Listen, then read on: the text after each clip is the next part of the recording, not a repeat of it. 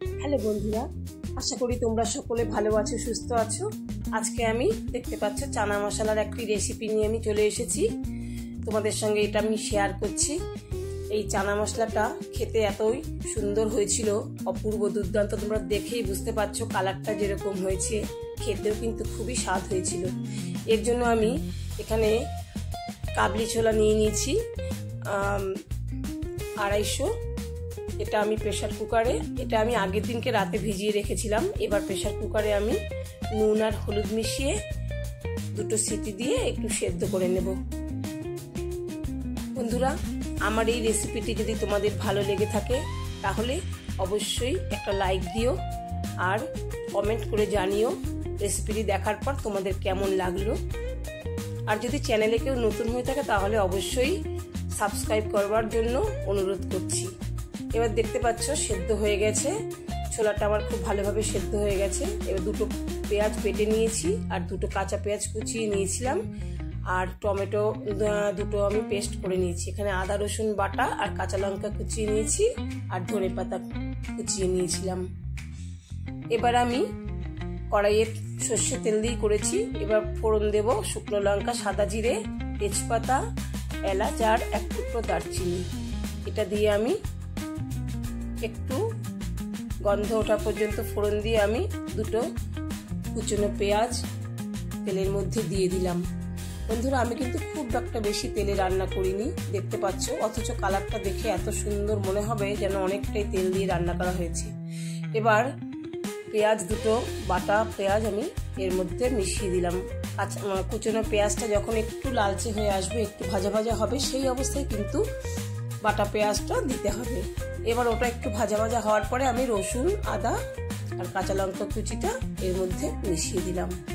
এবার একটু ভেজে কাঁচা গন্ধটা, যখন রসুন পেঁয়াজের কাঁচা গন্ধটা চলে যাবে, একটু সুন্দর গন্ধ বেরোবে, সেই সময় আমি 2 টমেটো পেস্ট করে রেখেছিলাম, ছোট 2 টমেটো, সেটা আমি দিয়ে দিলাম। টমেটো দেওয়ার জন্য কালারটাও খুব সুন্দর আসবে আর খেতে তো টেস্ট হবেই।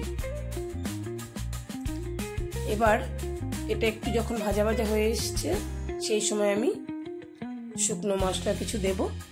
এখানে আমি 1/2 চামচ জিরের গুঁড়ো দিলাম আর 1/2 চামচ হলুদের গুঁড়ো দিয়েছিলাম, আর কাশ্মীরি লঙ্কার গুঁড়ো আমি 1/2 চামচের একটু কম কালারের জন্য এটা আমি দিয়েছিলাম।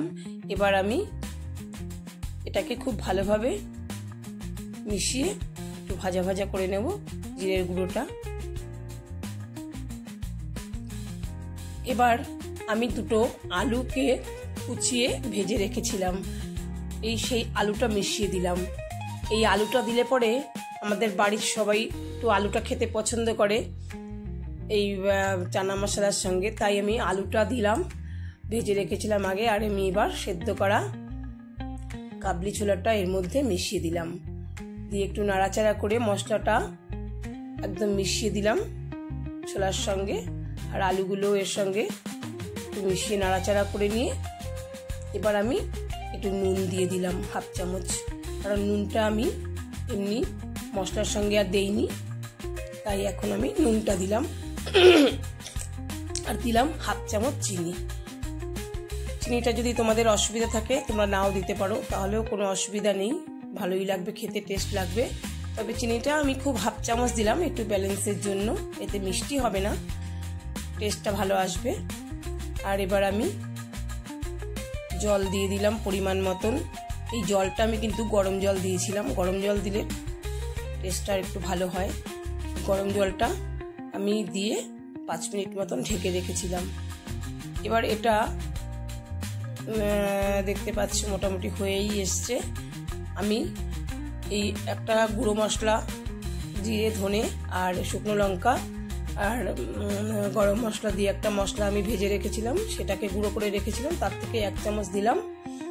আর ধনেপাতা, 1 মুঠো ধনেপাতা এর মধ্যে মিশিয়ে দিলাম, 1 মুঠো ধনেপাতা মিশিয়ে দিয়েছিলাম। তৈরি হয়ে গেল মোটামুটি আমার রেসিপিটি। এবার গ্যাস অফ করে আমি হাফ লেবু, পাতিলেবু আমি অর্ধেকটা লেবু রস এখানে মিশিয়ে দিলাম। এতে তো টেস্টটা খুব সুন্দর হবেই, তোমরা এইভাবে একবার করে দেখতে পারো, তখন বুঝতে পারবে যে কতটা টেস্ট এভাবে করলে চানা মশলাটার হয়। এটা তোমরা রুটি, লুচি বা পরোটার সঙ্গে বা এমনি শুধুও যদি তোমরা খাও স্যালাড মিশিয়ে খুবই ভালো লাগবে। দেখতে পাচ্ছ কতটা সুন্দর কালার হয়েছে।